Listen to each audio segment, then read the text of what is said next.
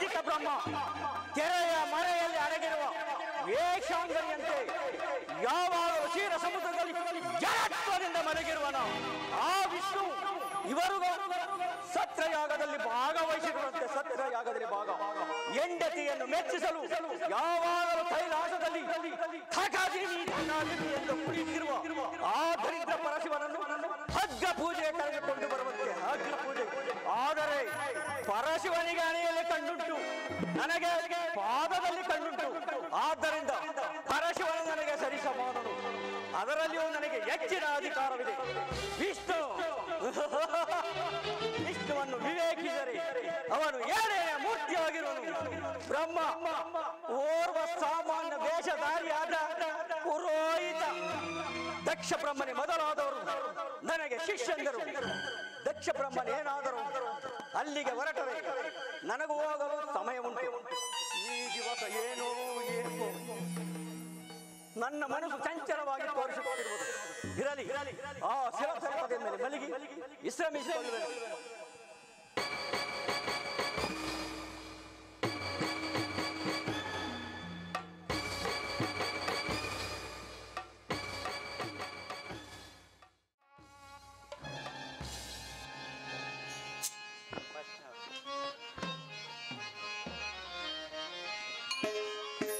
ರಜತಾದ್ರಿವಾಸರನ್ನ ಕಾಣುವುದು ರಘುನಂದನವೋ.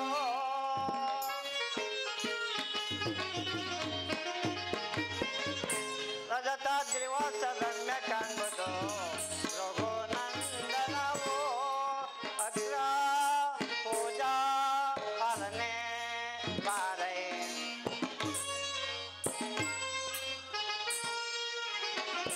ಅಗ್ರ ಪೂಜಾ ಅರನೆ ಬಾರೈ. ಭೃಗು ಮೌನಿ ಗರ್ಭದಲ್ಲಿ ತೋರ್ಪದೆ ರಜತ ದಿವಾಸ ಮುಖಮ್ಯ ಕಾಣುವುದು ರಘುನಂದನವೋ. ಭೃಗು ಮೌನಿ ನೇತ್ರ ರಮ್ಯ ಕಾಣ್ಬುದ ಯೋಗಿ ಚರಣದಲ್ಲಿ.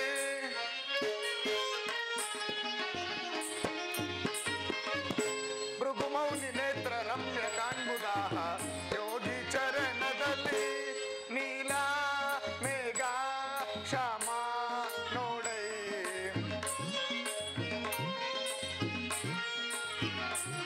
ನೀಲ ಮೇಘ ಶ್ಯಾಮ ನೋಡೈ. ನೀಲ ಮೇಘ ಶ್ಯಾಮ ನೋಡೈ.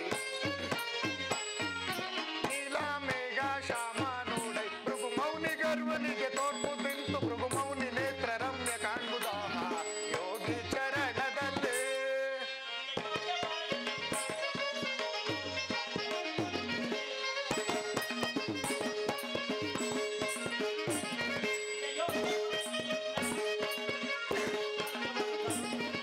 ಶೃಂಗಧರ ಭೃಂಗ್ಯವರ ಗಂಗಾಧರ ಲಿಂಗಧರ. ಶೃಂಗಧರ ಭೃಂಗ್ಯವರ ಗಂಗಾಧರ ಲಿಂಗಧರ. ಶೃಂಗಧರ ಭೃಂಗ್ಯವರ ಗಂಗಾಧರ ಲಿಂಗಧರ. ಶೃಂಗಧರ ಭೃಂಗ್ಯವರ ಗಂಗಾಧರ ಲಿಂಗಧರ. ರಜತಾದ್ರಿವಾಸರನ್ನ ಕಾಣುವುದ ಯೋಗೇಶ್ವರನದ. ನಿಜ ಭಕ್ತನಾದವರ ವಿಷ್ಣು ನೀನು, ನಿನ್ನ ಭಕ್ತಿಗಾಗಿ ನಾ ಮನವೊಲಿದೆ. ನಿಜ ಭಕ್ತನಾದವರ ವಿಷ್ಣು ನೀನು, ನಿನ್ನ ಭಕ್ತಿಗಾಗಿ ನಾ ಮನವೊಲಿದೆ.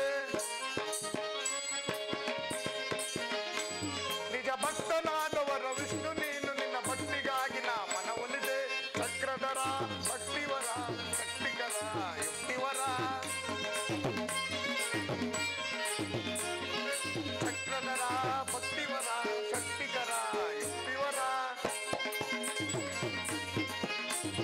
ಚಕ್ರಧರ ಭಕ್ತಿವರ ಶಕ್ತಿಕರ ಯುಕ್ತಿವರ.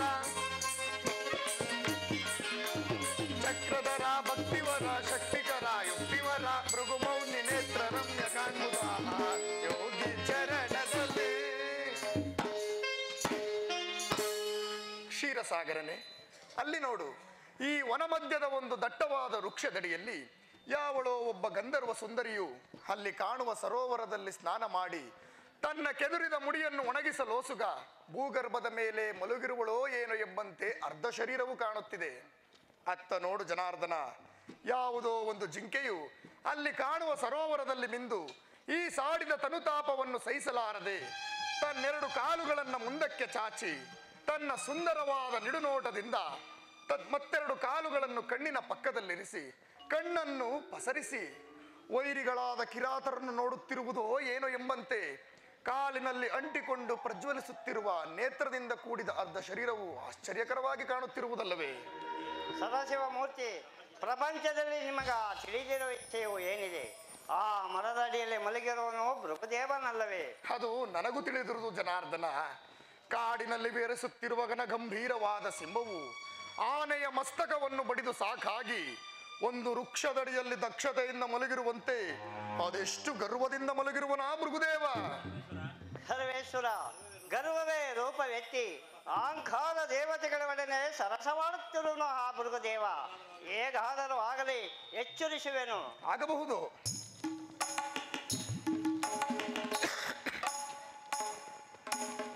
ಎಚ್ಚರವಾಯಿತು ಭೃಗುದೇವ. ಎಚ್ಚರವೇನು ನಾರಾಯಣ? ಈ ಭೃಗುಮುನಿಯು ತನ್ನ ಆತ್ಮ ಜ್ಞಾನದಿಂದ ಯಾವಾಗಲೂ ಎಚ್ಚರದಿಂದಿದೆ. ಅದರಲ್ಲಿ ಅವನಾರು ಆ ಶಿರತಲ್ಪದೆ ಮನೆ ಮಲಗಿರುವ ಕುಳಿತಿರುವ ಶಿವಯೋಗಿಯು ಪರಮೇಶ್ವರನಾದ ಪರಶಿವನು. ಸರ್ಪಸೇನ ಪರಮಾತ್ಮನಾರು ಪರಶಿವನಾರು. ನೀವು ಇನ್ನೂ ಚಿಕ್ಕವರು, ನಿಮಗಾವುದೂ ತಿಳಿಯದು. ಅದರಲ್ಲಿ ಬಹು ಸಂಭ್ರಮದಿಂದ ಎಲ್ಲಿಗೆ ಹೋಗುತ್ತಾ ಇಲ್ಲಿ ಬಂದು ಕುಳಿತಿರುವಿರಿ? ಮುಂದೆ ಮತ್ತೆ ಎಲ್ಲಿಗೆ ಹೋಗುತ್ತಿರುವಿರಿ?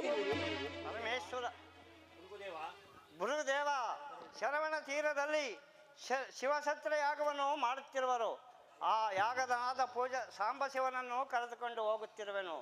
ಹಾಗೆ ಬರುವ ದಾರಿಯಲ್ಲಿ ತಮ್ಮ ದರ್ಶನವಾಯಿತು. ಗರ್ವವೇ ರೂಪವೆತ್ತಿ ಗೌರಿಪತಿ ಒಡನೆ ನಿಮ್ಮ ಹತ್ತಿರ ಬಂದು ಕುಳಿತುಕೊಂಡನು. ನಿಮ್ಮ ಎಚ್ಚರಿಸಿ ಆಯಾಸವನ್ನು ಮಾಡಿದ ಋಣವನ್ನು ತೀರಿಸಲು ಎಲ್ಲಿ ನಿಮ್ಮ ಚರಣವನ್ನು ಒತ್ತಿ ಮುಂದೆ ಹೋಗೋಣ. ಬಹಳ ಸಂತೋಷ. ಭೃಗುವರ ನಿಮ್ಮೆಯ ಭೃಗುತರ ಚರಣವು ಕಾಣುತ್ತಲಿರುವುದು ರಾಜಸನೆ.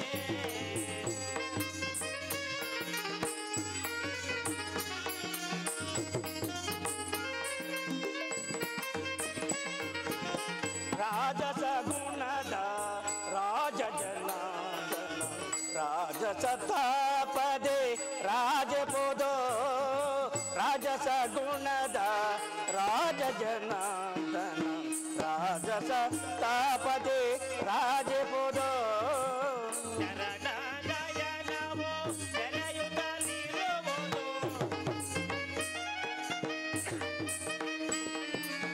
ರಾಜಸ ತಾಮಸ, ರಾಜಸ ತಾಮಸ ಸಾತ್ವಿಕ ಕಾಣದ. ರಾಜಸ ತಾಮಸ ಸಾತ್ವಿಕ ಕಾಣದ ಅಂದದ ನೇತ್ರಕ್ಕೆ ನೇತ್ರಗೆ.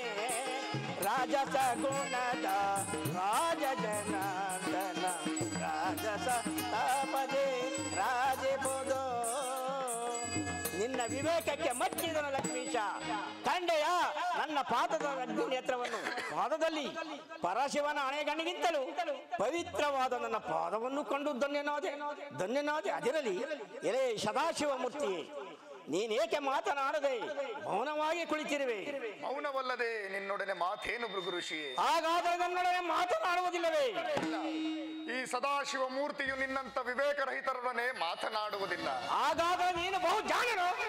ಅಲ್ಲದೆ ನನ್ನೊಡನೆ ಮಾತನಾಡುತ್ತ ಕುಳಿತಿರುವ ನಾರಾಯಣನು ನಾನು ವಿವೇಕರಹಿತರೇ? ಅದನ್ನು ನೀನೇ ವಿವೇಕಿಸಬೇಕು. ಭೃಗು ಋಷಿಯೇ ಕೇಳು. ಕಾಡಿನಲ್ಲಿ ದಟ್ಟವಾಗಿ ಬೆಳೆದ ಬಿದಿರುಗಳು ಒಂದಕ್ಕೊಂದು ತಿಕ್ಕಾಡಿ ಅದರಿಂದ ಉಂಟಾದ ಅಗ್ನಿಯು ಇಡೀ ಕಾಡನ್ನೇ ದಹಿಸುವಂತೆ ವಿಷಯಾನಂದಗಳು ನಿನ್ನ ಜೀವಾತ್ಮದ ಪೊರೆಯ ಮೇಲೆ ಭಯಂಕರವಾದ ಆವಿನ ಮೈಬಣ್ಣವನ್ನು ಮುಚ್ಚುತ್ತಿರುವ ಉತ್ತದ ಮಣ್ಣಿನಂತೆ ದಿನೇ ದಿನೇ ರಾಜಸವೆಂಬ ನಿನ್ನ ಅಹಂಕಾರವು ನಿನ್ನ ಮೈಬಣ್ಣವನ್ನು ಮುಚ್ಚುತ್ತದೆ. ಯಾವಾಗಲೂ ಮಮತೆಯಿಂದ ತರಗಲೆಯನ್ನು ತಿನ್ನುವ ಮೇಕೆಯು ತುಪ್ಪದ ಸವಿಯನ್ನು ಬಲ್ಲದೆ. ಮಹಾತ್ಮನೆಂದು ಅನೇಕ ಋಷಿಗಳಿಂದ ಹೆಸರಾಂತ ನಿನ್ನ ಅಹಂಕಾರವು ಎಲುಬನ್ನ ಕಡಿದ ಎಬ್ಬುಲಿಯು ಕಬ್ಬನ್ನು ಬಯಸಿದಂತಾಯಿತು ಕೇಳು.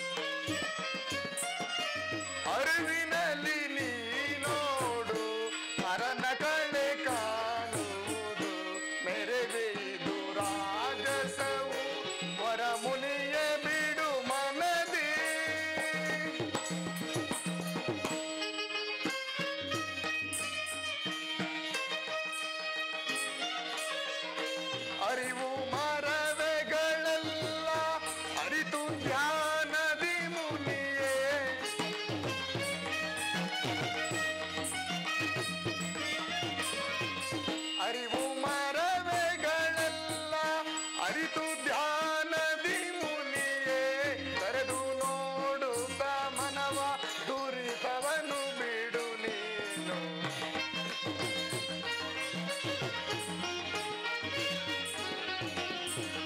ತೆರೆದು ನೋಡು ಮನವ ದುರಿತವನು ಬಿಡು ನೀನು. ಅರಿವಿನಲ್ಲಿ ನೀ ನೋಡು ಅರಣ್ಯಗಳೇ ಕಾಣುವುದು ನೆರೆದೆಯಿದು ರಾಜಸವು ವರಮುನಿಯೇ ಬಿಡು ಮನದಿ.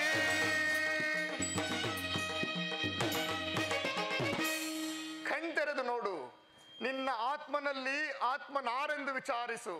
ಧರ್ಮಕ್ಕೆ ಶಿರವಾಗಿ ಸುಖಿಯಾಗಿ ಬಾಳು. ಅದನ್ನು ನಿಂದ ಕೇಳಿ ತಿಳಿದುಕೊಳ್ಳಬೇಕಾಗಿಲ್ಲ. ಏಳು ಆ ನಿನ್ನ ಗೊಡ್ಡು ಕರಂಗಳಿಗೆ ಕೈಲಾಸದಲ್ಲಿ ನಿಧಾನಿಸು ಜನಾರ್ದನ. ನೀವೀರುವರು ಒಂದೇ ಸಂಕಲ್ಪವನ್ನು ಬಯಸಿ ನನ್ನಲ್ಲಿ ವೈರತ್ವವನ್ನು ಸಾಧಿಸುತ್ತಿರುವಿರಿ. ನೀನಿನ್ನು ಹೊರಡಬಹುದು ಆ ನಿನ್ನ ಸದಾಶಿವನೊಡನೆ. ಮೃಗದೇವ, ಹೊರಡುವೆನು. ತೊಟ್ಟು ಮಾಗದೆ ಹೆಣ್ಣು ಬಿಡುವುದಿಲ್ಲ. ಹೊರಡುವೆನು ಒಂದೆರಡು ಗಳಿಗೆಯಲ್ಲಿ. ಬಾ ಕೌಸ್ತುಭಧಾರಿ, ತಳು ಮಾಡಬೇಡ. ನಿನ್ನ ಕಾರ್ಯದಲ್ಲಿ ಅರಿವಿಲ್ಲ ಭೃಗು ಋಷಿಗೆ.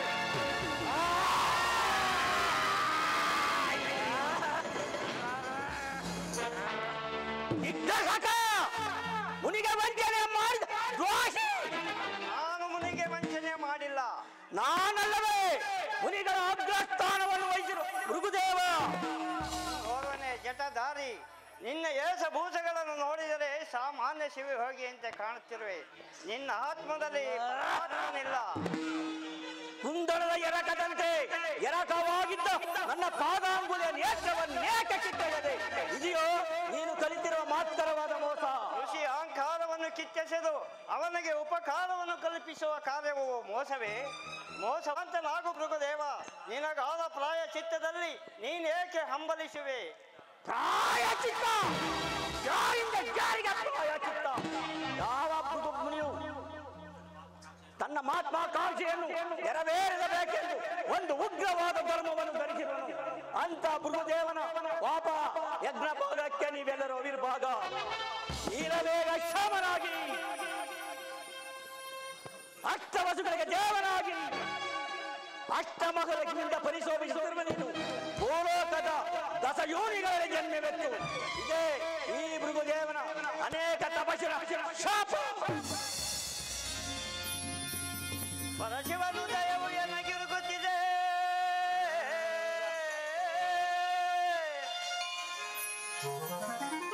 ಪರಶಿವನು ದಯವು ಎನಗಿರುತ್ತಿದೆ. ಹರಿಸುವೆ ಗುರು ಶಾಪಗೆ.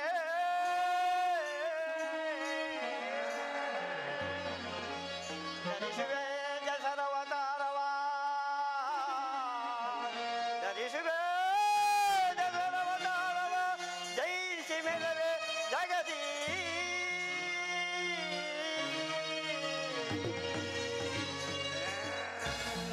ನಿನಗೆ ನೀನೇ ಗುರುವೆಂದು ಅಹಂಕರಿಸುತ್ತಿರುವೆ.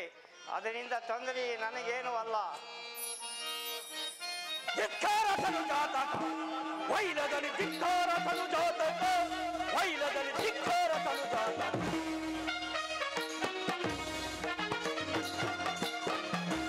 ವೈಲದಲ್ಲಿ ಧಿಕ್ಕಾರ ತನುಜಾತಕ ವೈಲದಲ್ಲಿ ಧಿಕ್ಕಾರ ತನುಜಾತಕ ತನುಜಾರಿ ನಾನಿನ್ನ ಮದವನ್ನು ಬಂದಿರುವೆ. ತನುಜಾರಿ ನಾನಿನ್ನ ಮದವನ್ನು ಬಂದಿರುವೆ. ಸಂಧಾನದಲ್ಲಿ ನೀನು ಕಿತ್ತ ಜಗನೇತ್ರವನ್ನು ಸಂಧಾನದಲ್ಲಿ ನೀನು ಕಿತ್ತ ಜಗನೇತ್ರ ಧಿಕ್ಕಾರ ತನುಜಾತಕ ವೈಲದಲ್ಲಿ ಧಿಕ್ಕಾರ ತನುಜಾತಕ ವೈಲದಲ್ಲಿ ಧಿಕ್ಕಾರ ತನುಜಾತಕ ದೈವಾಮಿಯಂತೆ ಭೃಗುದೇವನ ನಿನ್ನ ದೈವಾಮಿಯಂತೆ ಭೃಗುದೇವನ ನಿನ್ನ ಕುಳಿ ಕುಳಿದು ಸುಂದರಿದು ತಲಪಡಿ ವಂದಿಸುವೆ.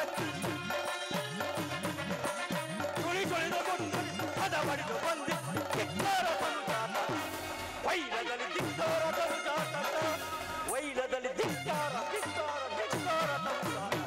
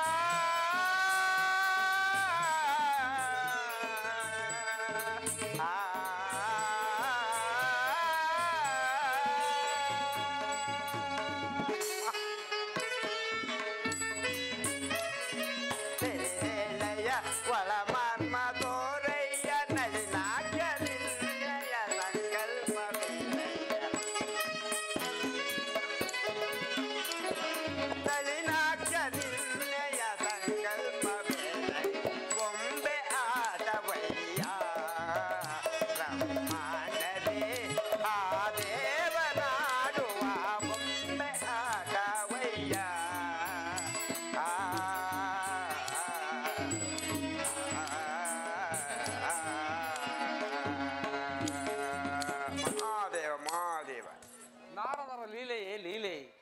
ಸಂಸಾರ ಚಕ್ರದ ಅಂಗನ್ನು ದೂರ ಮಾಡಿ ದುರ್ಗಂಧವನ್ನು ಮೆಟ್ಟಿ ಪರಿಸೇವಿಸುವ ಸುಗಂಧದಂತೆ ಮೋಹ ರಾಗಗಳಿಂದ ಕುಣಿದ ತನ್ನ ಶರೀರ ಮಧ್ಯದಲ್ಲಿ ಶಿವಭಕ್ತಿಯ ಮಾರ್ಗವನ್ನು ಬೆಳಗುತ್ತಾ ಸಂಚರಿಸುವನು ಅವನಲ್ಲವೇ ಜಗತ್ತಿನ ಧರ್ಮ ಅಧರ್ಮಗಳನ್ನು ಸರಿಗೊಳಿಸುವ ಬ್ರಹ್ಮಚಾರಿ. ಅವನಿಂದ ಪರಿಶೋಭಿಸಲ್ಪಡುವ ಆ ಸತ್ರಯಾಗ ಸಂಭ್ರಮಕ್ಕೆ ಹೋಗಿ ಶಿವಪ್ರಸಾದವನ್ನು ಸೇವಿಸುವೆನು.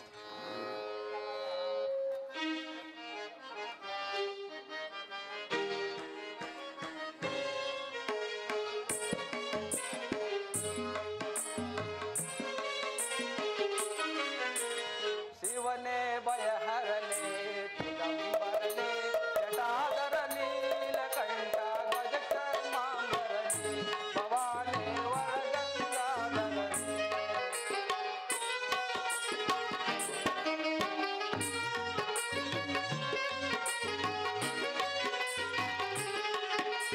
ಶಿವನೇ ಭಯಹರನೇ ಚಿದಂಬರನೇ ಜಟಾಧರ ನೀಲಕಂಠ ಗಜಕರ್ಮಾಂಬರನೇ ಭವಾನೇ ವರಗಂಗಾಧರನೇ.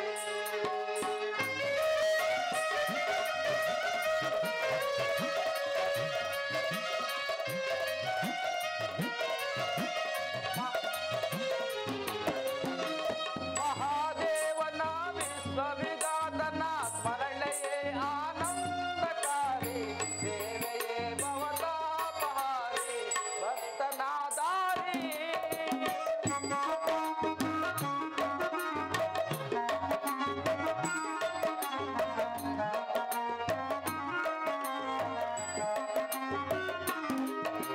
ಮಹಾದೇವನ ವಿಶ್ವವಿಘಾತನ ಸ್ಮರಣೆಯೇ ಆನಂದಕಾರಿ ಸೇವೆಯೇ ಭವತಾಪಹಾರಿ ಭಕ್ತನಾದಾರಿ. ಶಂಕರ ನಿನ್ನ ಪಾದ ಕಮಲ ಶಂಕರ ನಿನ್ನ ಪಾದ ಕಮಲ ತಿಂಗಳ ಬೆಳಕಂತೆ ವಿಮಲ ಕಾಯ ಶಂಕರನೇ ಗಜಕರ್ಮಾಂಬರನೇ ಭವಾನೇ ವರಗಂಗಾಧರನೇ. ಶಿವನೇ ಭಯಹರನೇ ಚಿದಂಬರನೇ ಜಟಾಧರ ನೀಲಕಂಠ ಗಜಕರ್ಮಾಂಬರನೇ ಭವಾನೇ ವರಗಂಗಾಧರನೇ.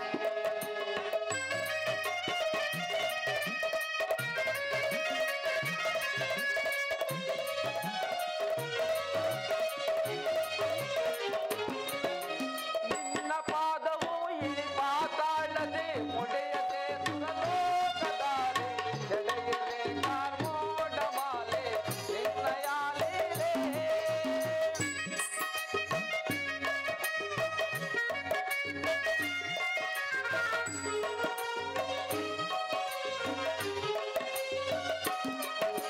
ನಿನ್ನ ಪಾದವು ಈ ಪಾತಾಳದೆ ಮುಡಿಯದೆ ಸುರಲೋಕದಾರೆ ಜಡೆಯದೆ ಕಾರ್ಮೋಡ ಮಾಲೆ ನಿನ್ನಯ ಲೀಲೆ. ಚಂದ್ರನೋ ರವಿ ನಿನ್ನ ನಯನ ಚಂದ್ರನೋ ರವಿ ನಿನ್ನ ನಯನ ವಿಶ್ವವೇ ಪ್ರಭು ನಿನ್ನ ವದನ ನಾಮವೇ ತಿರಪಾವನ ಗಜಕರ್ಮಾಂಬರನೇ ಭವಾನೇ ವರಗಂಗಾಧರನೇ. ಶಿವನೇ ಭಯಹರನೇ ಚಿದಂಬರನೇ ಜಟಾಧರ ನೀಲಕಂಠ ಗಜಕರ್ಮಾಂಬರನೇ ಭವಾನೇ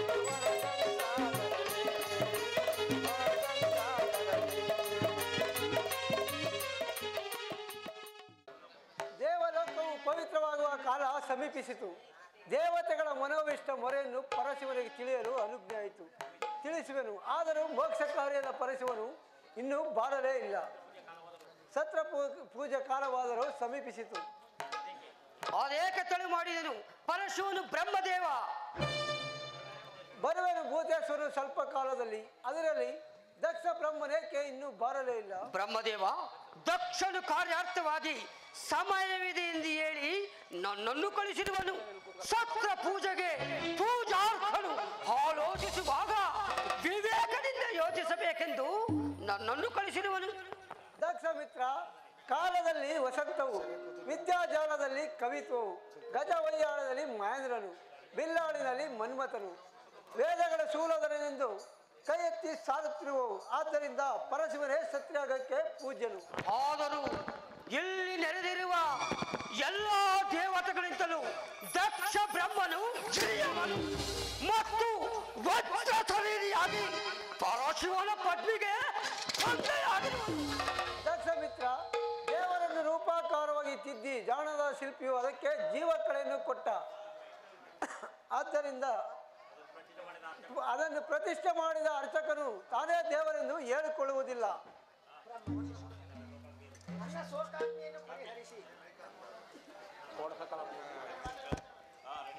ಬ್ರಹ್ಮದೇವ, ನನ್ನ ಶೋಕಾಗ್ನಿಯನ್ನು ಪರಿಹರಿಸಿ ನನ್ನ ಷೋಡಶಾಕರ ತೇಜವನ್ನು ಮತ್ತೊಮ್ಮೆ ನನ್ನ ಜನ್ಮದಲ್ಲಿ ಪ್ರತಿಷ್ಠೆ ಮಾಡಿದ ಆ ನನ್ನ ಜೀವಧಾರಣದ ಪರಶಿವನೇ ಸತ್ರ ಪೂಜೆಗೆ ಅರ್ಹನು. ಅವನೇಕೆ ಇನ್ನೂ ಬಾರಲೇ ಇಲ್ಲ? ಆ ಎರಡು ಮೂರ್ತಿಗಳು ಭೃಗುದೇವನ ಆಶ್ರಮದತ್ತ ಹೋದರು. ಏಕೆ ಆ ವಿಚಾರ ಜಾಲ ಬ್ರಹ್ಮ? ಕಾರಣವಿಲ್ಲದೆ ಪರಶಿವನೇಕೆ ಹೋದ ಆ ಭೃಗುದೇವನ ಆಶ್ರಮಕ್ಕೆ? ನಿನಗೇಕೆ ಆ ವಿಚಾರ? ಅವರವರ ಕರ್ಮವು ಅವರಿಗೆ ಹೆಣ್ಣಾಗಿ ಹಿಂದಿರುಗಿದಾಗ ಭೃಗುದೇವನ ಅಹಂಕಾರವು ಹೆಣ್ಣಾಯಿತು. ಇಲ್ಲಿ ಅಗ್ರ ಪೂಜೆಗಿಂತ ಅದಾವ ಕಾರ್ಯವಿರುವುದು ಆ ಭೃಗುದೇವನ ಆಶ್ರಮದಲ್ಲಿ. ಪರಶಿವನ ಅಹಂಕಾರವು ಪರಧಾಮರಿಂದ ನಾಶವಾಯಿತು. ಅದ್ಯಾವುದೋ ಒಂದು ಪ್ರಕಾಶವು ಶ್ರೀಹರಿಯೊಡನೆ ಬರುತ್ತಿರುವುದು. ಅದಾವುದ ಒಂದು ಪ್ರಕಾಶವು ನಮ್ಮ ಅರುಣೋದಯ ಸೂರ್ಯನಂತೆ ನಮ್ಮ ದಿವ್ಯ ಸತ್ಯಾಗ ಮಂಟಪಕ್ಕೆ ತಲೆದೋರುತ್ತಿರುವುದು. ಆ ಪ್ರಕಾಶವು ಶ್ರೀಹರಿಯೊಡನೆ ಬರುತ್ತಿರುವುದು.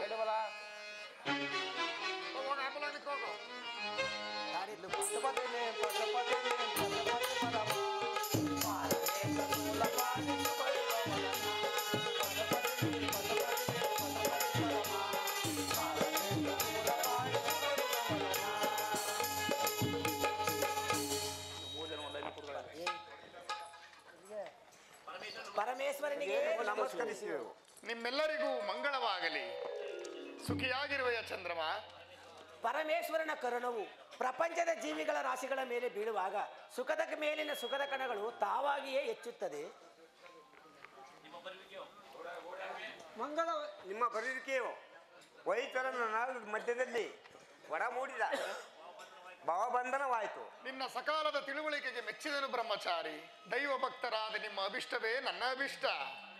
ಪರಮೇಶ್ವರ ಜ್ಞಾನಾನಂದ ಮೂರ್ತಿಯಾದ ನೀನೋರ್ವನೇ ಜಗತ್ತಿನ ಚೈತನ್ಯ ಸ್ವರೂಪನಲ್ಲವೇ? ಮೂರು ಮೂರ್ತಿಗಳಲ್ಲಿ ಚರಾಚರ ವಸ್ತುವಿನ ಶರೀರದಲ್ಲಿ ಜೀವಾತ್ಮವಾಗಿ ಪ್ರಜ್ವಲಿಸುತ್ತಿರುವೆ. ಆದ್ದರಿಂದ ಪ್ರಪಂಚದ ಜೀವರಾಶಿಗಳಿಗೆಲ್ಲ ನೀವೇ ಪಶುಪತಿಯಾಗಬೇಕು.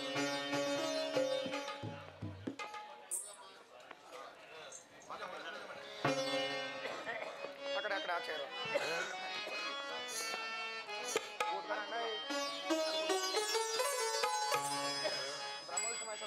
ಪರಮೇಶ ಭವನಾಶ ಜಗದೀಶ್ವರ ಶಂಕರ ಶಶಿಧರ ಗಂಗಾಧರ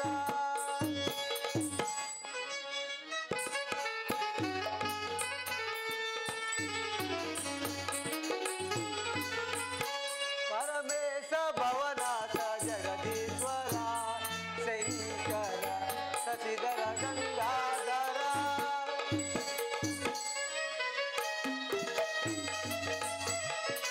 ಸನ್ನುತ ನಿನ್ನಡೆ ಮಹಿಮೆಯ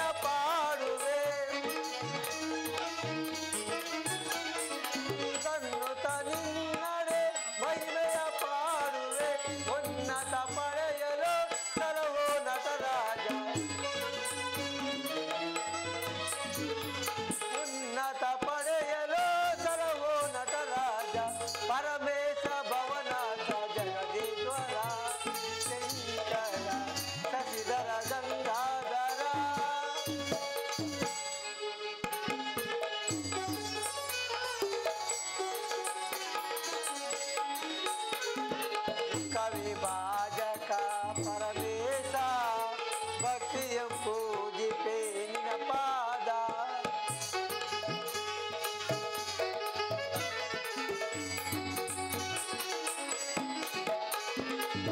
ಕವಿ ಭಾಜಕ ಪರಮೇಶ ಭಕ್ತಿಯ ಪೂಜಿಪೆ ನಿನ ಪಾದ ದೇವಾದಿ ದೇವನೇ ಓಂಕಾರ ರೂಪನೇ ದೇವಾದಿ ದೇವನೇ ಓಂಕಾರ ರೂಪನೇ ಜಯ ತೋರೋ ಜಯ ನೀಡೋ ಜಗದೊಡೆಯ ಪರಮೇಶ ಭವನಾಥ ಜಗದೀಶ್ವರ ಶಂಕರ ಶಶಿಧರ ಗಂಗಾಧರ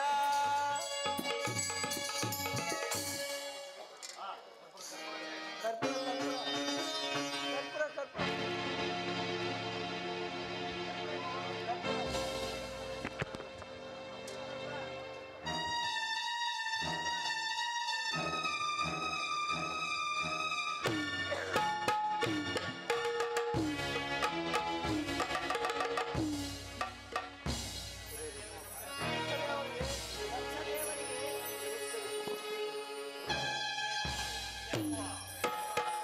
ಜೈ ಭವ. ದಕ್ಷದೇವ ಈ ಪ್ರಸಾದವನ್ನು ಸ್ವೀಕರಿಸಬೇಕು. ಸತ್ಯನಾಮ ಚತುರ್ಮುಖ ಕಿರಿಯವರಿಂದ ಹಿರಿಯವರಿಗೆ ಮನ್ನಣೆ. ರೇಖಿಸುವ ದಕ್ಷ ಬ್ರಹ್ಮ ಕಿರಿದಾದ ಒಟ್ಟು ಬೀಜವು ವಿಶಾಲವಾದ ವೃಕ್ಷವನ್ನು ಹೊಂದಿರುತ್ತದೆ. ಆದರೆ ವೃಕ್ಷವನ್ನೊಳಗೊಂಡ ಬೀಜಕ್ಕೆ ಕುಂದಿಲ್ಲ. ಸಾಕು ನಿಲ್ಲಿಸು ನಿನ್ನ ಗುಡ್ಡು ಪುರಾಣವನ್ನು.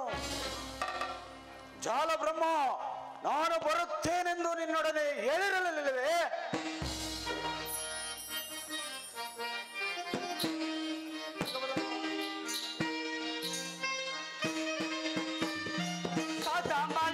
ದಕ್ಷಪತಿ ಸದಾ ಸುಶೀಲ ವಿಜೋಲ ಸದ್ಭುತ ಸದಾ ಮಲ್ಲ ದಕ್ಷಪತಿ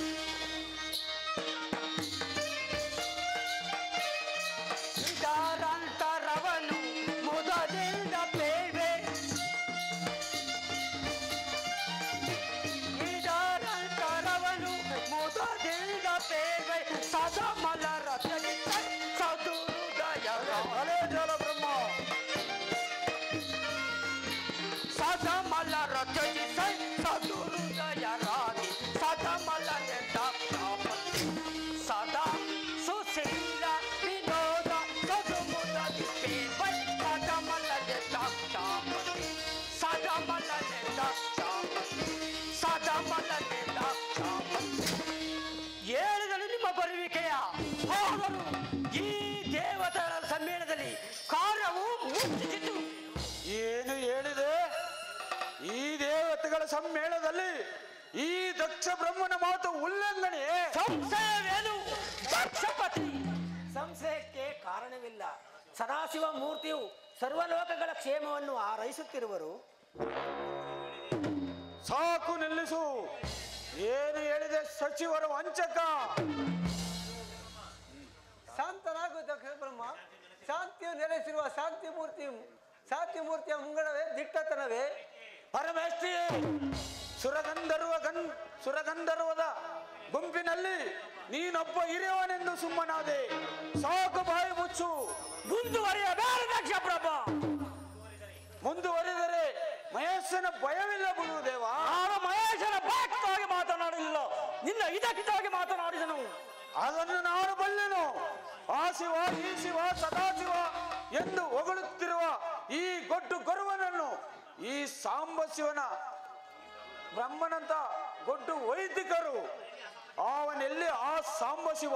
ಅಲ್ಲಿ ನೋಡು ದಕ್ಷ ಬ್ರಹ್ಮ ಹಕ್ಷ ಮಾರಾದರನು ಬಸಿತನನ್ನು ಭೂಷಿತಿರುವಾಗ ಅನ್ನಷ್ಟು ದಕ್ಷ ದಂಡ ದಕ್ಷ ಬ್ರಹ್ಮನ ಜಾಮಾತನಂತೆ. ದಕ್ಷ ಬ್ರಹ್ಮನ ಜಾಮಾತ ದೇವಾ. ನೆರೆದ ಈ ದೇವತೆಗಳ ಸಮ್ಮೇಳನದಲ್ಲಿ ಎಲ್ಲ ಎದ್ದು ನಿಂತು ನಮಸ್ಕರಿಸುವಾಗ ಅವನೇಕೆ ಮೌನವಾಗಿ ಕುಳಿತಿರುವನು? ಅದೊಂದು ಹಳೆಯ ಮಾವಿನ ಮೌನ ಭಾವ. ಋಷಿ ದೇವ ಬಾಯಲ್ಲಿ ಮೌನವಾಗಿದ್ದರೆ ಕೈಯಲ್ಲೇಕೆ ಎದ್ದು ನಮಸ್ಕರಿಸಬಾರದು? ಅವನೇನು ಸದಾಶಿವನ? ಇಲ್ಲ, ಮೂಗು ಮಾರಿಯೋ ದಕ್ಷದೇವ ಮಾರಿಯಂತೆನ್ನ ಬೇಡ ಮಹಾದೇವನನ್ನು, ಮಾರಿಯಂತೆ ಮೊರೆದೇಳುವ ಮಹಾದೇವನ ಭಕ್ತಿಯಲ್ಲಿ ಮನವಿಡು. ಅಂತೆಯೇ ಪರಮೇಶ್ವರನ ಮುಂಗಡೆಯಲ್ಲಿ ಯಾರ ಪೌರುಷವೂ ನಡೆಯಲಾರದು. ಚಂದ್ರಮ್ಮ, ನಿನಗಾದ ಪರಿಭವವನ್ನು ನೆನಪದಲ್ಲಿಡು. ನಿನ್ನ ಮುಂಗಡೆಯಲ್ಲಿ ಮಹಾದೇವನಿಗೆ ಮತ್ತೊಂದು ಪ್ರಾಯಶ್ಚಿತ್ತವನ್ನು ಮಾಡುವೆನು. ಉಡನಲು ಕಡುಕರ ದೊಡ್ಡ ವೈರವ, ದುಡನಲು ಕಡುಕರ ದೊಡ್ಡ ವೈರವ, ದುಡಲ ತರುವೆ ದುಡ ತೀರಲ, ದುಡನಲು ಕಡುಕರ ದೊಡ್ಡ ವೈರವ, ದುಡನ ತರುವೆ ದುಡ ತೀರಲ.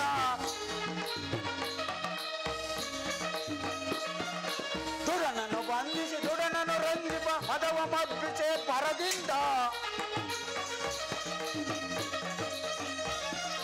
ದುಡನನ್ನು ಬಂಧಿಸಿ ದುಡನನ್ನು ರಂಜಿಸಿ ಮದವ ಮಬ್ಬಿಸೆ ಪರದಿಂದ, ಕಡಿದು ಕೆಳಕುವೆ ದುಡಾದ ವೀರನ ಹೊರತಾಳಿಯಲ್ಲಿ ಜಯಿಸುವೆ, ಕಡಿದು ಕೆಳಕುವೆ ಕೊಡಾದ ವೀರ ಹೊರತಾಳಿಯಲ್ಲಿ ಜಯಿಸುವೆ. ಸದಾರನು ದೊರೆಯಲು ಮದಂತನು ಬಿಡುವೆನು,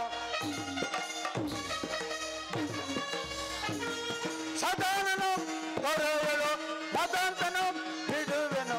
ದುಡನಳು ಕಡುಕರ ದುಡ ವೈರವ, ದುಡನಳು ಕಡುಕರ ದುಡ ವೈರವ, ದುಡ ವೈರವ, ದುಡ ವೈರವ. ನಿನಗೆ ವೈರತ್ವ ಬೇಡ. ಕ್ಷೀರಸೇನ, ನೀನು ನಾಗಭೂಷಣ ಎಂದು ನಟರಾಜನೆಂದು ಹೊಗಳುವ ನಾಟ್ಯ ರಂಗಭೂಮಿ ಅಲ್ಲ. ಈ ಕೇಳಿದೆಯ ಭೃಗುದೇವ, ಈ ಬಡ ದೇವತೆ ಮಾತುಗಳನ್ನು ದಕ್ಷ ರಾಜ ಸದಾಶಿವನು ನಾಗಾಭರಣ ಸಿಂಗಾರನಲ್ಲವೇ? ಅಲಂಕಾರವನ್ನು ತಿಳಿಯದೆ ಸಣ್ಣ ಸಣ್ಣ ಕಾಯಿಗಳನ್ನುತ್ತೆ ಸರಮಾಲೆಯನ್ನು ಮಾಡಿಕೊಂಡು ಕೊರಳಿಗೆ ಯಾವಾಗಲೂ ಒಂದು ಹಳೆ ಕಾಲದ ಸರ್ಪವನ್ನು ಸುತ್ತಿಕೊಂಡು ಈ ದರಿದ್ರ ಪರಶಿವನು ನಿನಗೆ ಶೃಂಗಾರ ಭೂಷಿಕನು. ಭಸ್ಮ ಭೂಷಿತನಾದ ಭವದೂರನನ್ನು ನಿರಾಕರಿಸಬೇಡ. ನಿನ್ನ ಭಾವಬಂಧ ಪಾಸವನ್ನು ಬಿಡಿಸುವ ಪಾವನ ಮೂರ್ತಿಯಲ್ಲಿ ವೃತಾಲಾಪನೆ ಮಾಡಬೇಡ ದಕ್ಷ.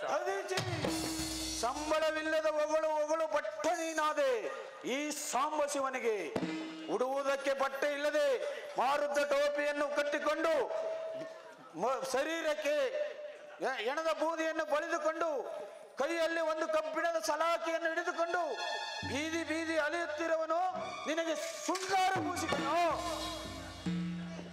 ದಕ್ಷವೀರ ಕನಕ ಮಂದಿರನೆಂದು ಭಕ್ತಾಧೀನನೆಂದು ಪರಶಿವನಿಗೆ ಮಗಳಾದ ಸತಿಯನ್ನು ವಿವಾಹ ಮಾಡಿದ ವೈಭವದ ಮಾತನ್ನು ಮರೆತೆಯ? ಅದೊಂದು ವೈಭವದ ಮಾತಾಗಿರಬಹುದು.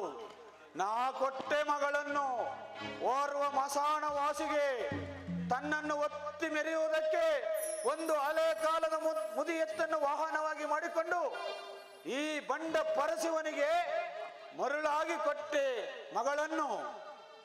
ದೇವ, ಮಗಳಾದ ಸತಿಯನ್ನಾದರೂ ನೋಡಿ ಶಾಂತನಾಗು. ಸತ್ಯನಾಗು. ಜಲಬ್ರಹ್ಮ, ನನ್ನ ಸಹಾಮಿತ್ರನೆಂದು ಸುಮ್ಮನಾದೆ.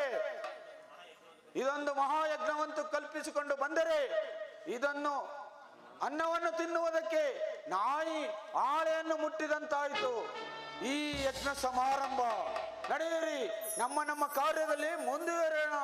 ಜೈ ಭೈರವಿ.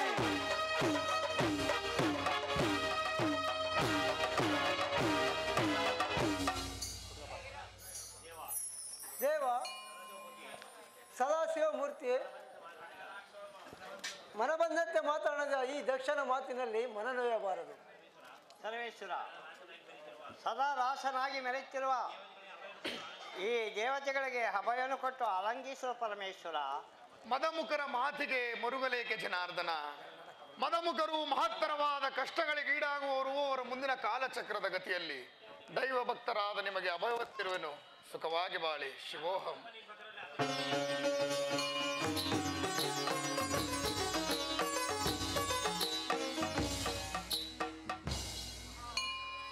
ಮಹಾದೇವ ಮಹಾದೇವ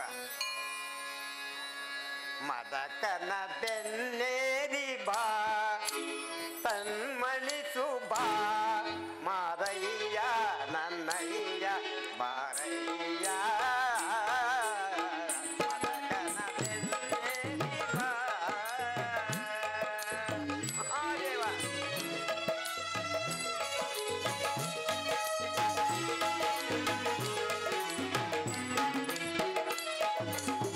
ಪುರದ ಭೂಷಣ ಸರಪೂರದೇ